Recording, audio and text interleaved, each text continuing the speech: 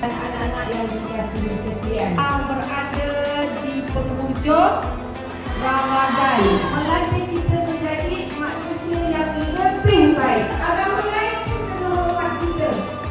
Bacaan Al-Quran pada sebelah pagi, ada ibu ayah kita seronoklah, betul tak? Akhir kata, saya mengambil kesempatan pada hari ini untuk mengucapkan selamat Hari Raya Aidilfitri, maaf zahir dan batin. Dengan nafas Bismillahirrahmanirrahim, saya ingin merasmikan majlis penutup program Semarak Ramadan dan penyampaian sumbangan Hari Raya Peringkat Sekolah. Sekian, terima kasih. Majlis diteruskan dengan penyampaian hadiah kepada para pemenang.